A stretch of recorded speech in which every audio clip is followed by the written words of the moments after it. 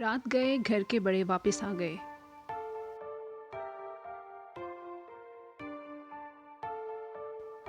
الماس کی طبیعت کچھ ٹھیک نہیں تھی،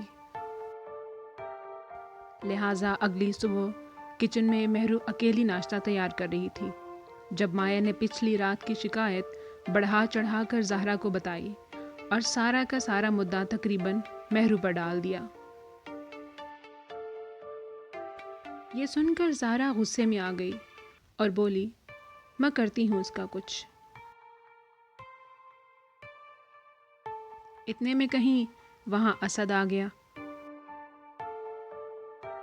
اس نے بھی زہرا سے شہریار اور مہرو کے حوالے سے شکایت کی، جس سے زہرا کا دماغ اور خراب ہو گیا، لیکن اس کے غضب کا مرکز مہرو تھی، نہ کہ شہریار۔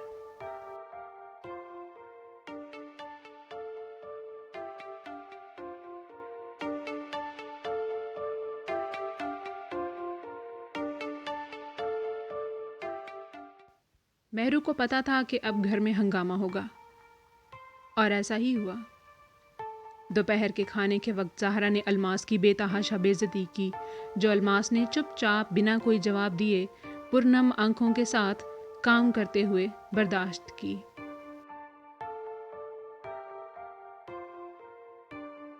اس کے بعد گھر کے بڑوں میں ایک میٹنگ ہوئی جس میں سختی سے گھر کے چھوٹوں پر شمولیت کی پابندی تھی۔ کھانے کی میز پر سب اکٹھے ہوئے۔ ماحول خاصا تلخ تھا۔ منظور اور زہرا غصے میں تھے۔ مہرو اور الماس سہمے ہوئے تھے۔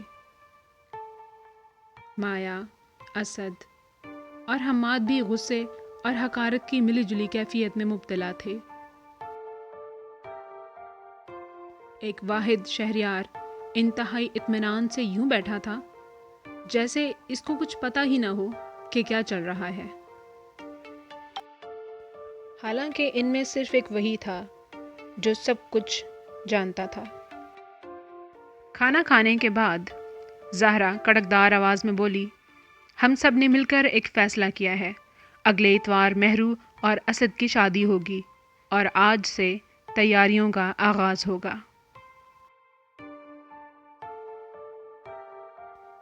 شہریار نے یہ بات انتہائی لاپرواہی سے سنی۔ اس کا زیادہ دھیان کھانا کھانے کی طرف تھا۔ اسد اور مایا کے چہرے خوشی سے کھل اٹھے۔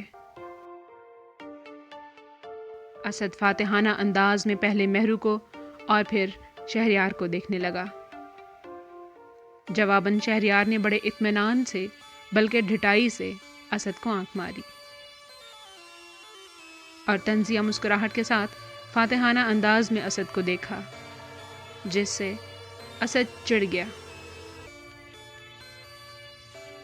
البتہ الماس اور مہرو کے چہرے اداسی کے اندھیروں میں گرنے لگے۔